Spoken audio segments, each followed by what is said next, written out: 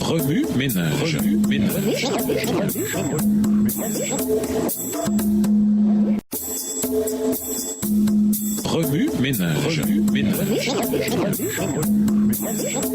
Bienvenue dans votre émission. Remue ménage. Nous voilà à la leçon de lundi. L'intervention du Christ dans la conversion de Paul. Lisons Galates 1, les versets 11 à 12. Galates 1, les versets 11 et 12. Je vous déclare, frères, que l'évangile qui a été annoncé par moi n'est pas de l'homme, car je ne l'ai ni reçu ni appris d'un homme, mais par une révélation de Jésus-Christ. Lorsqu'égaré dans ses erreurs et ses préjugés, Saul eut la révélation du Christ qu'il avait persécuté, il fut mis en relation directe avec l'Église, qui est la lumière du monde. Dans ce cas, Ananias représente le Sauveur, de même que les ministres du Christ sur la terre chargés d'œuvrer en son nom. À la place de Jésus, Ananias touche les yeux de Saul afin qu'il recouvre la vue. À sa place, il lui impose les mains et il prie en son nom pour que Saul reçoive le Saint-Esprit. Tout est accompli au nom et par l'autorité du Christ.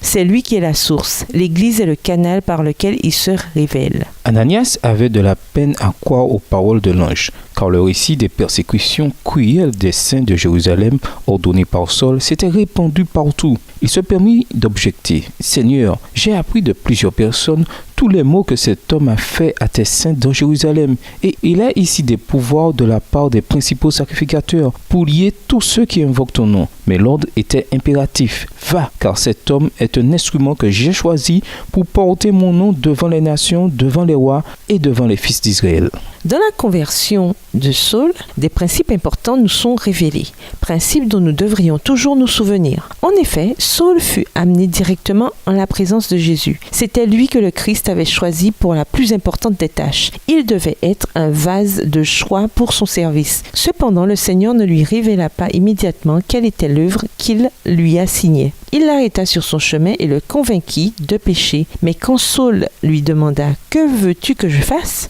le Seigneur le mit en rapport avec son Église, afin qu'il connaisse la volonté de Dieu à son sujet. La merveilleuse lumière qui dissipa les ténèbres de Saul était l'œuvre du Seigneur, mais il y en avait encore une autre qui incombait aux disciples. Le Christ avait accompli un travail de révélation et de conviction. Maintenant, le pécheur repentant était dans les conditions voulues pour recevoir l'enseignement divin par l'intermédiaire de ceux que Dieu avait désignés. Remue ménage. Qui sont les chrétiens représentant Ananias aujourd'hui? Comment le Christ intervient-il dans notre service pour lui? Au revoir. Et à demain si Dieu veut. Remue ménage. Remue ménage.